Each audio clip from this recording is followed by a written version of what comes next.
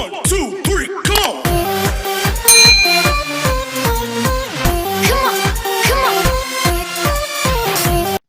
Assalamualaikum warahmatullahi wabarakatuh. Selamat pagi anak-anakku yang soleh dan solehah. Semoga pada hari ini Ananda beserta keluarga di rumah tetap selalu dalam keadaan sehat walafiat. Amin ya robbal alamin. Anak-anakku yang soleh dan solehah, pada hari ini kita memasuki tema 7, yaitu peristiwa dalam kehidupan. Dan memasuki subtema 1, peristiwa kebangsaan masa penjajahan. Banyak sekali peristiwa dalam kehidupan. Ada peristiwa pribadi, keluarga, masyarakat, bahkan ada juga peristiwa yang dialami oleh bangsa dan negara.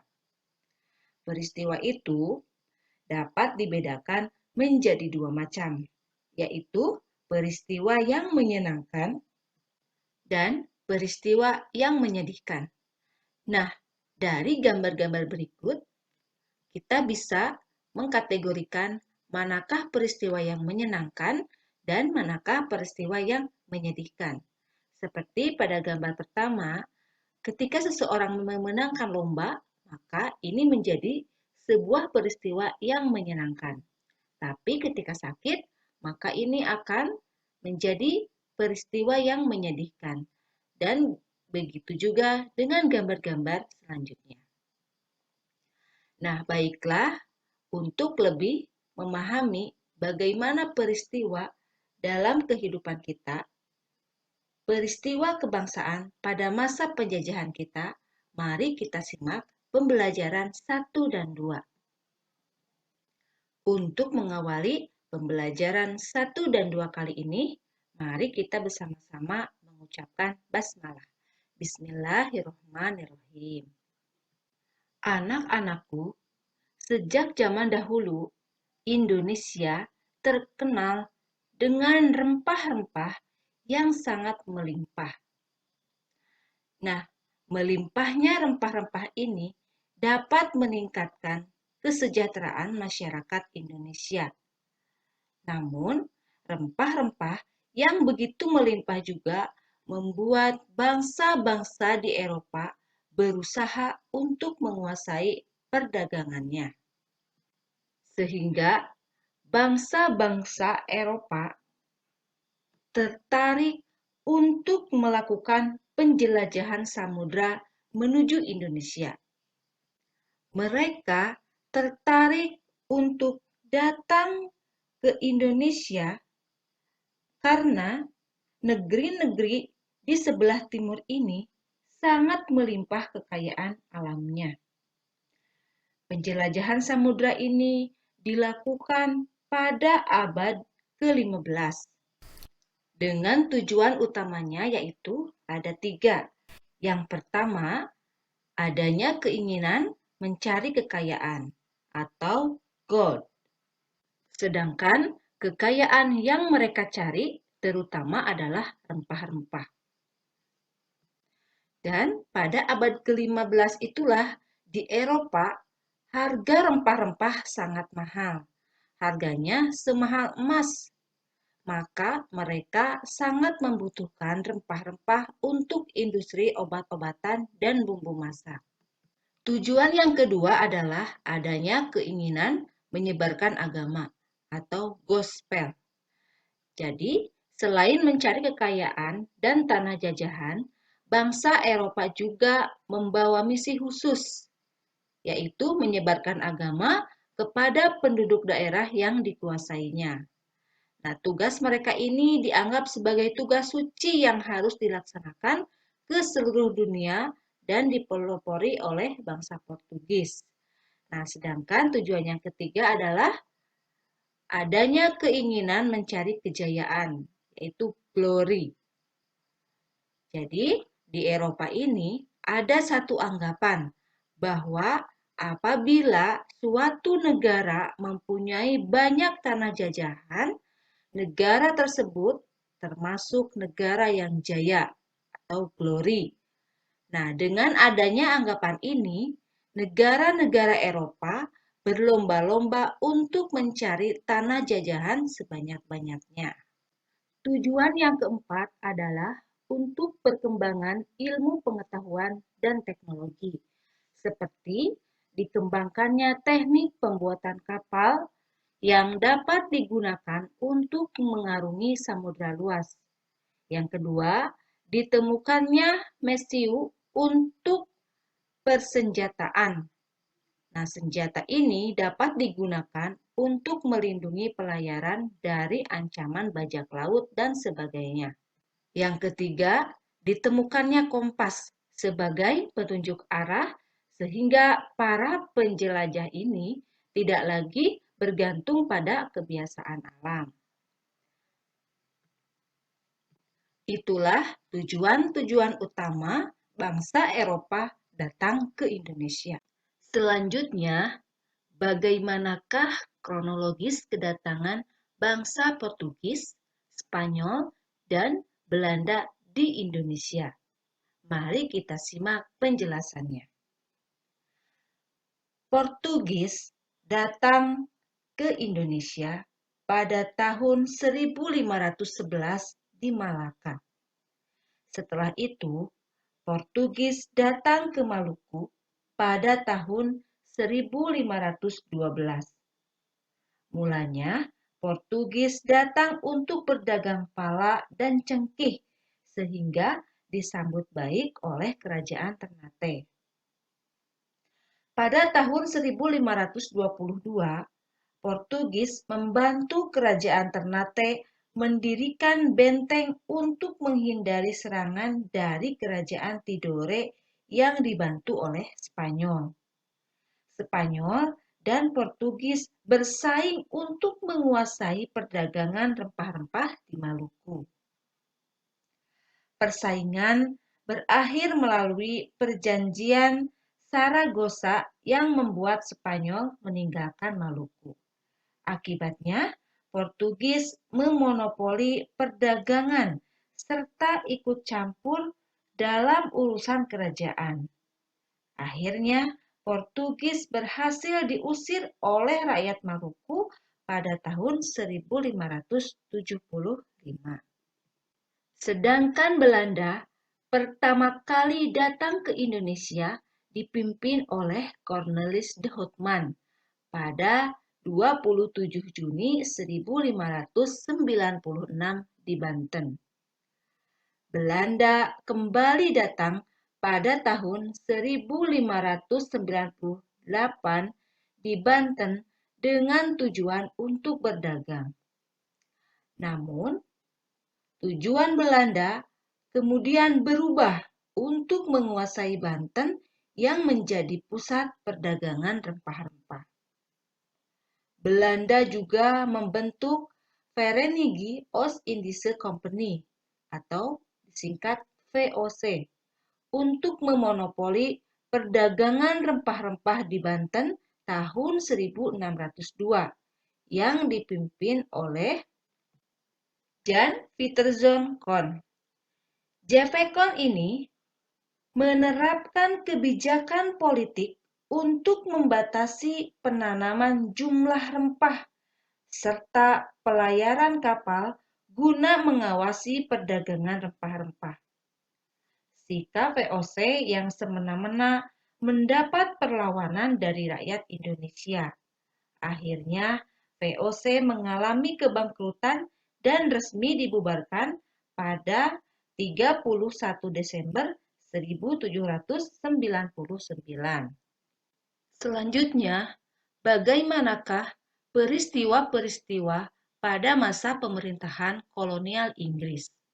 Bangsa Inggris menjajah Indonesia mulai tahun 1811 hingga 1816. Mereka mengangkat Thomas Stamford Raffles sebagai letnan gubernur di Indonesia yang memulai tugasnya pada tanggal 19 Oktober 1811 dengan berbagai kebijakan-kebijakannya. Yang pertama, kebijakan di bidang ilmu pengetahuan. Yang pertama, Thomas mengundang ahli pengetahuan dari luar negeri untuk mengadakan berbagai penelitian ilmiah di Indonesia. Raffles beserta Arnoldi berhasil menemukan bunga bangkai sebagai bunga raksasa dan terbesar di dunia. Bunga tersebut diberi nama ilmiah Rafflesia arnoldi. Yang ketiga, Raffles menulis buku History of Java dan merintis pembangunan Kebun Raya Bogor. Kebun Raya Bogor merupakan kebun biologi yang mengoleksi berbagai jenis tanaman di Indonesia, bahkan dari berbagai penjuru dunia. Kebijakan di bidang ekonomi, Raffles menghapus kontingen penyerahan, diganti dengan sistem sewa tanah. Yang kedua, semua tanah dianggap milik negara, maka petani harus membayar pajak sebagai uang sewa. Adapun upaya Raffles menerapkan sistem pajak tanah mengalami kegagalan karena faktor-faktor berikut. Yang pertama, sulit menentukan besar kecilnya pajak bagi pemilik tanah karena tidak semua rakyat mempunyai tanah yang sama. Dua, sulit menentukan luas sempitnya dan tingkat kesuburan tanah petani. Tiga, keterbatasan pegawai-pegawai Raffles. Dan yang keempat, masyarakat desa belum mengenal sistem uang. Sedangkan kebijakan di bidang pemerintahan, pengadilan, dan sosial, Raffles menetapkan kebijakan sebagai berikut. Yang pertama, Pulau Jawa dibagi menjadi 16 keresidenan termasuk Yogyakarta dan Surakarta. Kedua, setiap keresidenan mempunyai badan pengadilan. Ketiga, melarang perdagangan budak. Nah, itulah peristiwa-peristiwa pada masa pemerintahan kolonial Inggris. Sekarang, bagaimanakah peristiwa-peristiwa pada masa pemerintahan kolonial Belanda? Pada tahun 1595, Belanda berangkat dari Eropa di bawah pimpinan Cornelis de Houtman dan sampai di Indonesia pada tahun 1596 dengan mendarat di Banten. Sejak pelayaran de Houtman, banyak berdiri perusahaan-perusahaan dagang Belanda yang masing-masing memiliki kapal sendiri dan berlayar ke Indonesia.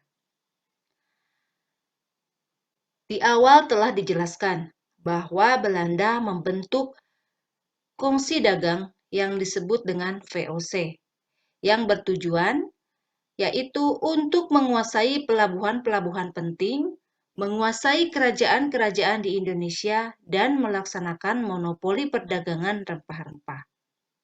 Namun, pada masa memasuki akhir abad ke-18, kejayaan VOC mulai merosot, yang disebabkan oleh faktor internal dan faktor eksternal.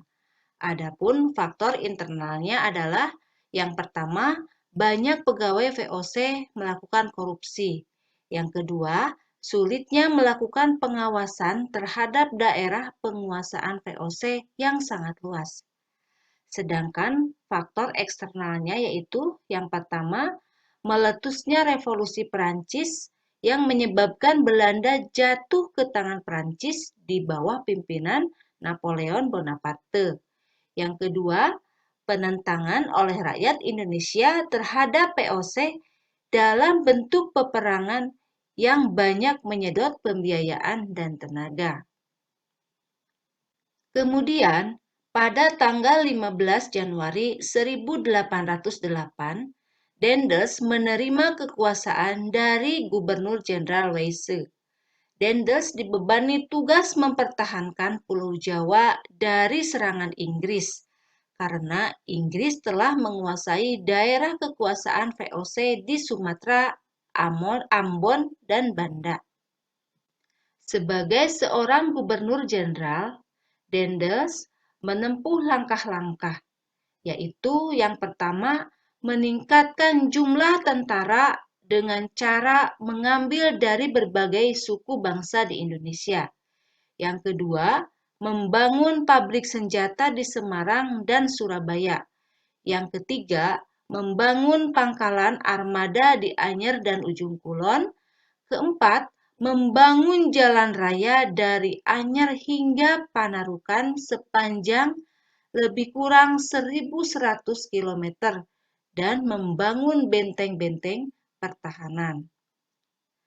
Daendels juga menerapkan sistem kerja paksa yang disebut Rodi dan melakukan berbagai usaha untuk mengumpulkan dana dalam menghadapi Inggris, antara lain mengadakan penyerahan hasil bumi, memaksa rakyat menjual hasil buminya kepada pemerintah Belanda dengan harga murah, mewajibkan rakyat Priangan untuk menanam kopi dan menjual tanah-tanah. Nah, hal inilah yang membuat bangsa Indonesia dan rakyatnya menderita.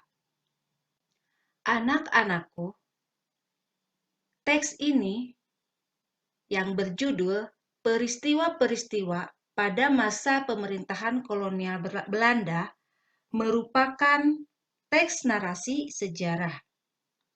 Teks narasi sejarah adalah teks yang berisi tentang cerita peristiwa sejarah yang terjadi pada masa lampau. Peristiwa sejarah tersebut disampaikan berdasarkan fakta yang terjadi dan disampaikan dalam bentuk narasi atau urutan cerita. Melalui teks narasi sejarah, kamu dapat mengetahui berbagai peristiwa sejarah yang pernah terjadi di Indonesia ataupun di negara lain. Untuk mengetahui sejarah informasi peristiwa tersebut, kamu dapat mencermati dan menggali isi teks dengan berbagai cara, seperti menjawab pertanyaan-pertanyaan yang disajikan dengan menggunakan kata tanya 5W dan 1H. Yang pertama, yaitu dengan menggunakan kata tanya apa, what, digunakan untuk menanyakan nama atau jenis peristiwa yang terjadi dalam teks. Yang kedua, kata tanya di mana, where, digunakan untuk menanyakan tempat berlangsungnya peristiwa dalam teks. Yang ketiga, kata tanya kapan, when, digunakan untuk menanyakan waktu terjadinya peristiwa dalam teks. Yang keempat, kata tanya siapa, who, digunakan untuk menanyakan tokoh atau pelaku yang terlibat dalam peristiwa yang terjadi dalam teks. Yang kelima, kata tanya mengapa, why, digunakan untuk menanyakan penyebab atau alasan terjadinya peristiwa dalam teks. Dan yang keenam, bagaimana, how, digunakan untuk menanyakan cara atau keadaan saat terjadinya peristiwa dalam teks.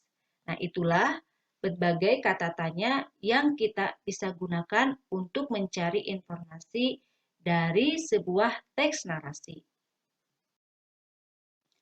Anak-anakku, salah satu tujuan bangsa Eropa datang ke Indonesia adalah untuk berburu rempah-rempah. Nah, cengkih yang ada pada gambar di layar merupakan salah satu jenis rempah-rempah yang banyak manfaatnya. Nah, untuk mengambil manfaat cengkih secara maksimal, setelah dipetik, kemudian dikeringkan dengan cara dijemur. Selama proses penjemuran, terjadi perubahan warna pada cengkih. dari yang semula kuning dan merah menjadi hitam dan coklat. Hal ini terjadi karena adanya kalor atau panas yang bisa mempengaruhi terhadap perubahan suatu benda. Karena apabila kita mengamati di sekitar kita, banyak sekali atau pasti semua benda memiliki sifat dan wujud yang berbeda-beda. Anak-anakku masih ingat bukan bahwa benda di sekitar kita digolongkan menjadi 3, yaitu ada benda padat, benda cair, dan benda gas. Nah, setiap wujud benda tersebut memiliki sifat-sifatnya masing-masing. Adapun sifat dari benda padat adalah yang pertama, dia memiliki bentuk dan volume yang tetap dan tidak mengikuti bentuk dan wadahnya. Yang kedua, zat penyusunnya sangat rapat. Dan yang ketiga, gaya tarik zat penyusunnya sangat kuat. Adapun contoh dari benda padat adalah penggaris, pensil, penghapus, kerikil, dan sebagainya. Yang kedua adalah zat cair. Nah, zat cair ini memiliki bentuk yang berubah-ubah sesuai dengan bentuk wadahnya.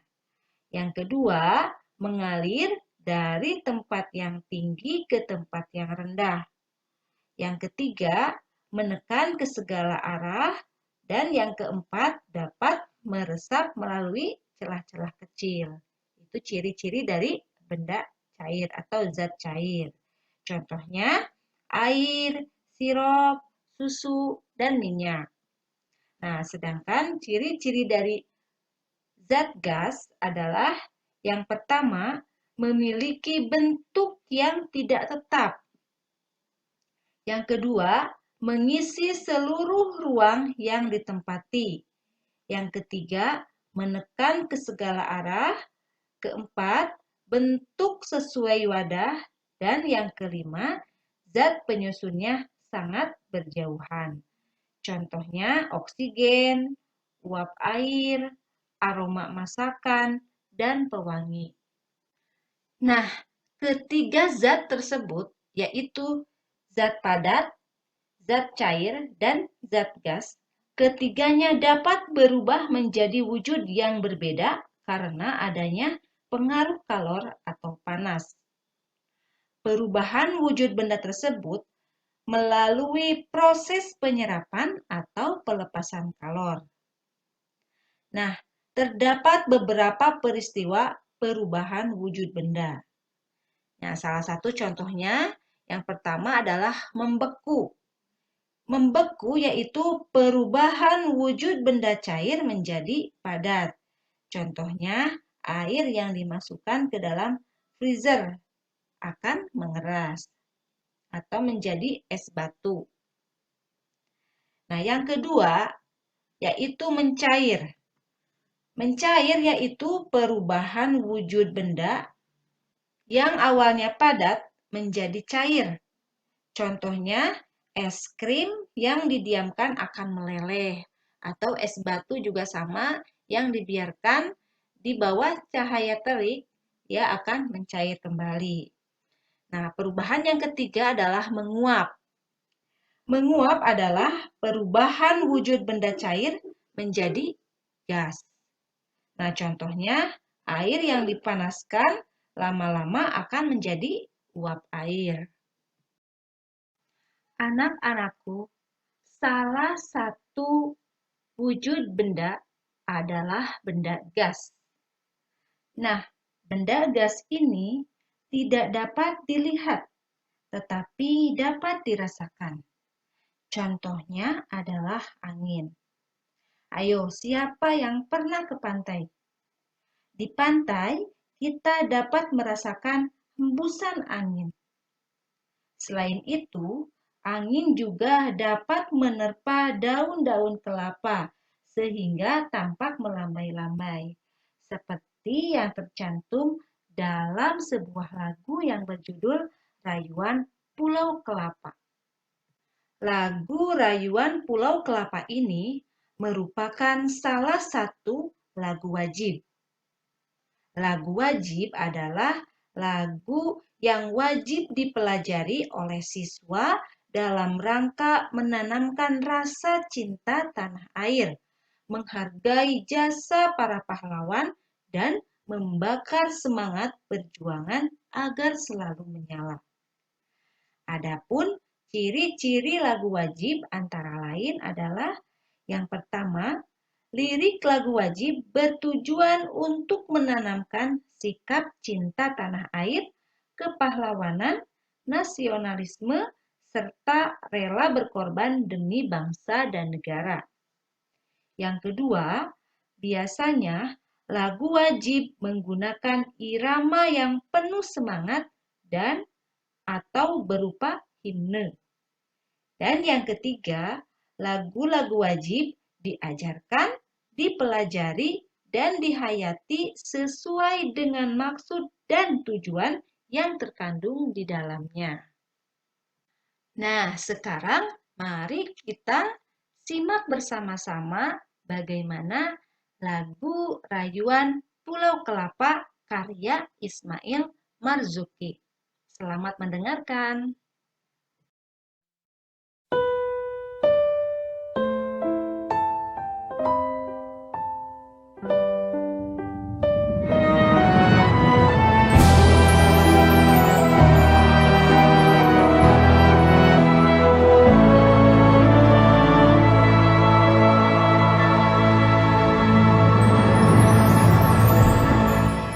Tanah airku Indonesia, negeri elok amat ku cinta. Tanah tumpah darahku yang mulia, yang ku puja sepanjang masa. Tanah airku aman dan makmur, Pulau Kelapa nan amat subur, pulau melati pujaan bangsa sejak dulu kala.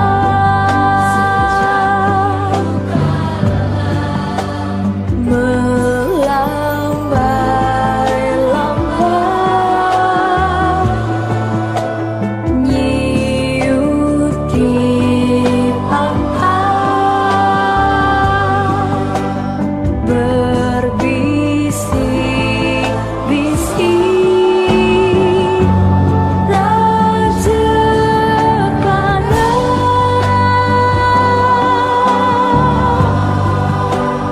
Memuja pulau nan indah emas, tanah airku Indonesia.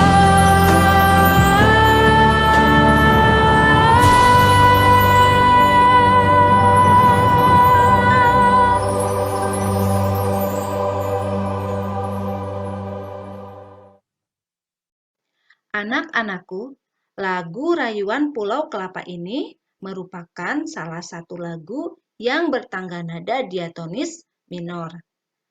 Nah, silahkan Ananda semua dihafal ya, sampai betul-betul mengerti dan paham apa makna yang terkandung di dalam lagu tersebut.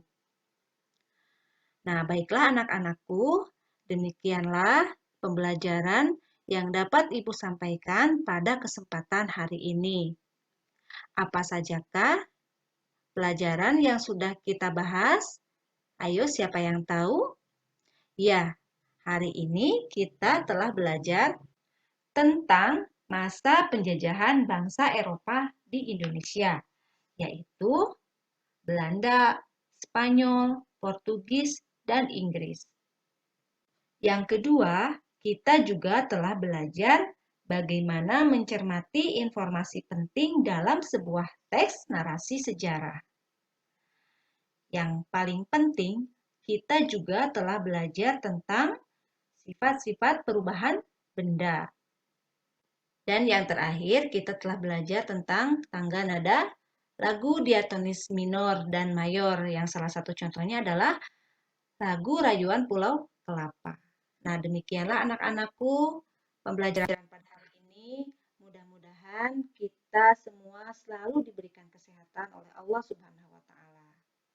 Baiklah, untuk menutup pembelajaran kita pada hari ini, marilah kita bersama-sama mengucapkan hamdalah. Alhamdulillahirabbil alamin.